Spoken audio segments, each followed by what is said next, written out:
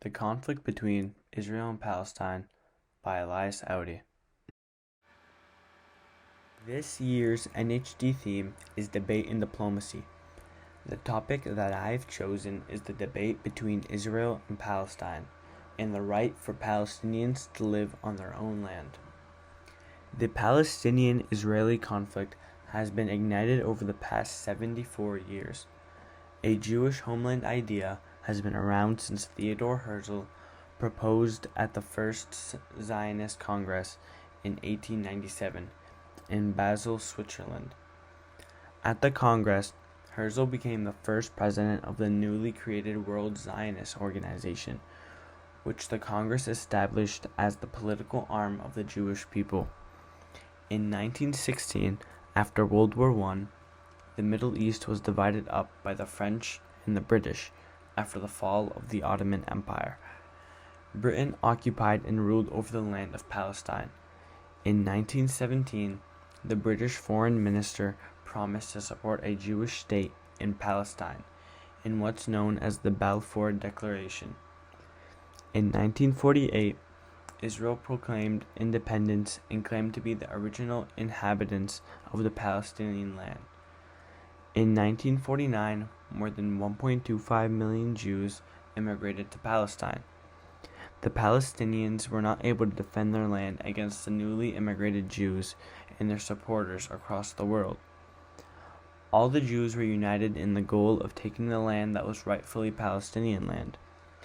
How Jews immigrating from everywhere except Israel have the right to take over another nation is something that shouldn't be accepted. Millions and millions of Palestinians were kicked out of their homeland and were now refugees. In the debate between Israel and Palestine, Palestine deserves to have their own land back because Palestinians do not have a place that recognizes them as citizens and provides them safety. When the State of Israel was created, a new set of laws called the absentee laws were made, which allowed anyone who was considered an absentee of the State of Israel to have their property confiscated.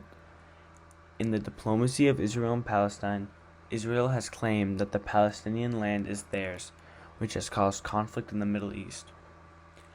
In the State of Israel, Palestinians do not have the same rights as Israelis and are treated like second-class citizens, even though they have been living there all their lives.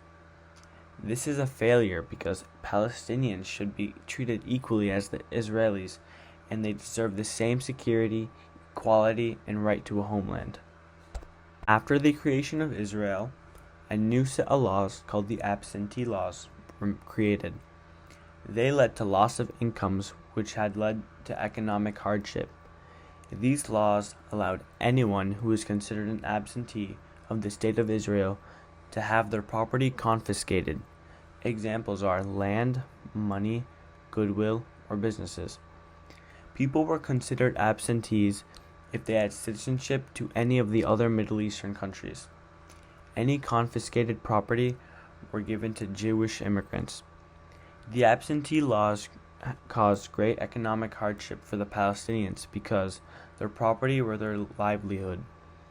Much of the economy was based on agriculture, and that is where most people obtained their income from.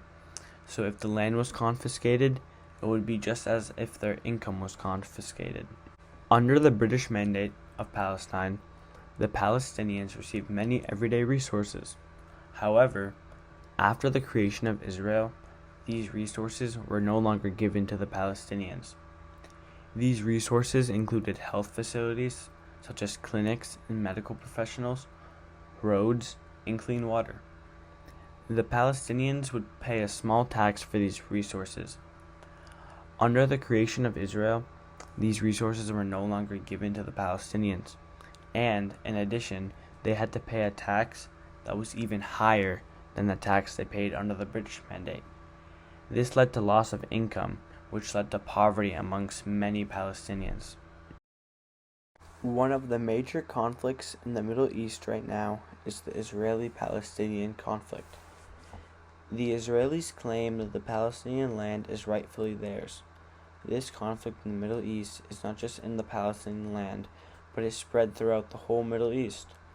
Almost every Arab country has gotten involved, and it's a very polarizing topic.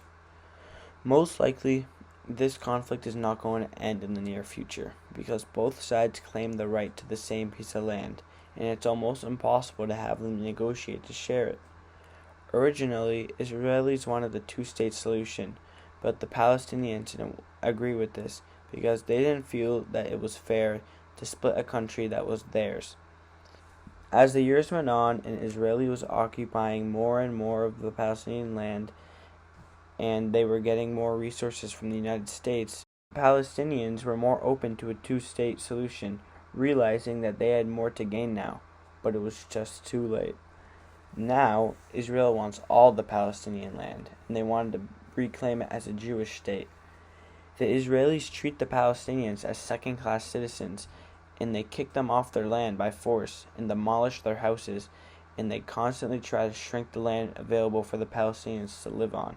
The Palestinians are basically prisoners in their own country because they are not Jewish and they do not have an Israeli citizenship.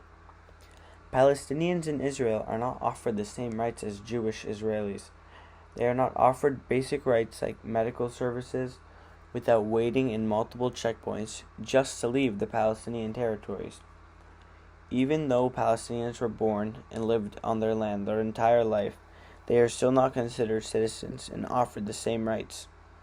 However, a person who has no connection to the Palestinian area and claims themselves to be a Jewish person, they will be granted Israeli citizenship and they will be housed and will receive money from the Israeli government. This is extremely not fair for the Palestinians, whose ancestors have lived on this land for thousands of years, and they still have no rights, and they have to live in horrible conditions. One of the few short-term successes of Israel in Palestine was in 1993. President Clinton proposed a peace treaty called the Oslo Accords. It was between the Palestinian Liberation Organization and Israel. The treaty took place in Oslo, Norway, signed by Mahmoud Abbas from the Palestinian Liberation Organization and Foreign Minister Shimon Peres from Israel. This treaty proposed for a two-state solution. Unfortunately, the peace treaty wasn't supported and well known in Israel. Success between Israel and Palestine might come through the acceptance of each other in a democratic, non-religious state shared by everybody with equal human rights for all. In conclusion, Israel has claimed that they should control and own the land that belongs to the Palestinians. Palestinians are not treated equally in Israel, and Israel should not be known as the only democracy in the Middle East. Israel is far from democracy, and they relate more to Russia and China, which are not democratic countries. Their country is built off of stolen land and stolen resources. If Israel wanted to be respected more in the Middle East by their neighboring countries, they should treat the Palestinians better and supply them with the basic needs of life. They should let the citizens in the Gaza Strip have permission to fish in the Mediterranean Sea. They should be able to have their own airport, and they should at least have basic rights in Israel.